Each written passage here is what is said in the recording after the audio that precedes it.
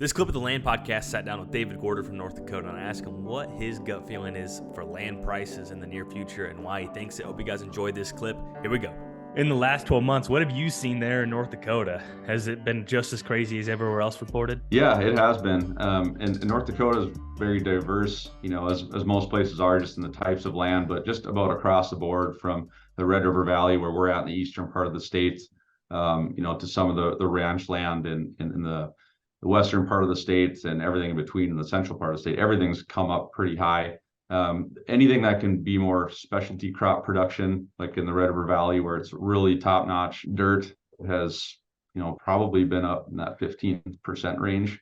And it took a big jump in 2021 as well. So it's just continued that. We have seen some sales here recently that maybe have been a little bit less than what we've expected. But again, our expectations have been really skewed by some of these results over the past year.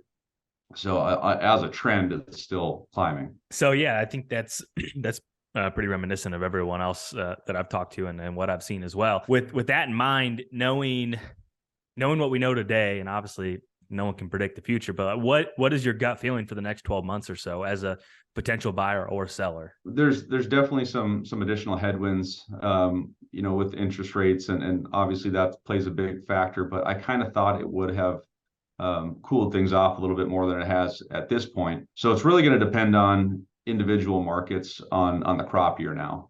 We're not too far from the crop going into the ground, and so the optimism isn't quite the same, I would say, as it was this time last year. But we've had a whole nother year of good prices. So there is still cash in the country. There's still a lot of investor interest as well, kind of competing with local buyers. But I think we're going to see a strong spring. Once that spring season wraps up, I think you'll see a lot of guys maybe kind of prioritizing towards working capital in the interim, and then it'll just kind of depend on how the year goes. If we see another good year with strong prices, then it'll depend on that each individual region. Okay, did this area go through a drought? Did this area have a lot of replant? The regions that have strong years, I think you'll see a lot of demand, and it'll just continue to stay good. But obviously, with grain markets, we've seen a couple black swans in a couple of years. Mm-hmm. So will we see those prices sustain? That's kind of the big question. Yeah, certainly it's a huge question, because obviously I feel like farmers across the board are pretty bullish, especially where I'm at right now. Yeah. And then they're sitting on some cash. And so it's just, from what I've seen, they're still really aggressive. And obviously that's, to your point, different parts of the country experience different issues, like as far as droughts or floodings or, all these different things. So it is certainly localized. But overall, as a potential buyer, you would be a little bit more optimistic than maybe what you were a year ago to quote unquote get a deal as things stabilize? That's hard to say, Jake. You should definitely be paying attention. You should try to pay attention or talk to people to kind of understand what it's been in the past year and recognize an opportunity when you see one. But oftentimes an opportunity doesn't look like one at the time. As you'd say, over the last few years, some of these purchases, you thought, wow, that guy paid way too much. And now here we are today, like, wow, I wish I would have bought all that land back at $5,000 an acre, because now it's $8,000. So really, opportunity as a buyer in this area when it comes to farmland specifically is more about the buyer situation and knowing where your number's at, because you're going to buy in a pretty squeezed cap rate right now.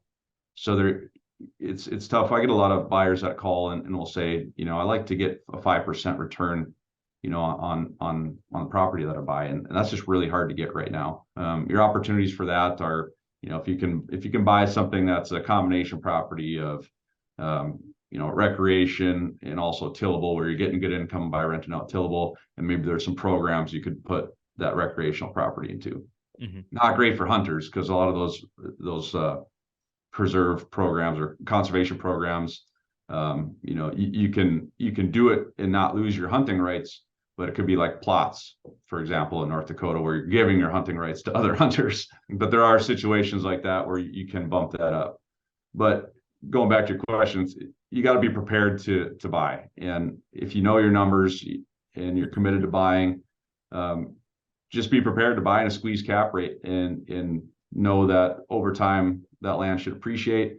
Those rents should continue to increase, and down the road, it should look like a good investment. But know those numbers so that if there is an opportunity, prices do fall, you know to pull the trigger. Yeah, I think that's good advice, because I think people always want some silver bullet or some like golden piece of advice, but in reality, it's just being prepared, informed, and ready to make a decision, an informed decision when you're ready. And so I think that's certainly good advice. And it's just been really fascinating to watch and pay close attention of everything that's going on, because here there's still limited inventory in a lot of ways. And the inventory that does become available has been pretty strong in terms of moving for a price that I feel is pretty premium.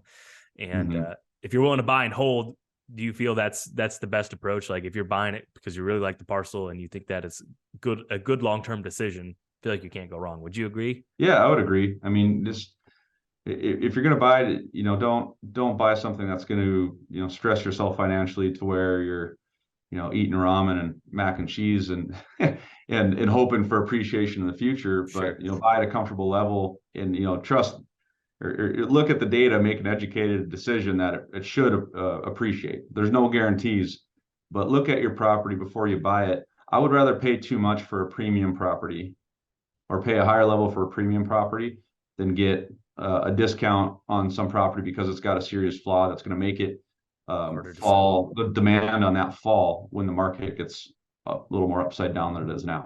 That really good property, when you're talking farmland, will typically stay up here. It'll go sideways when you get into a depressed grain cycle, but it doesn't typically fall. You see the overall land market in North Dakota will start to fall in a depressed grain market because that marginal land the demand for it really falls. But that good land, it stays high because the local guys around it know that it's an opportunity that could be once in a lifetime.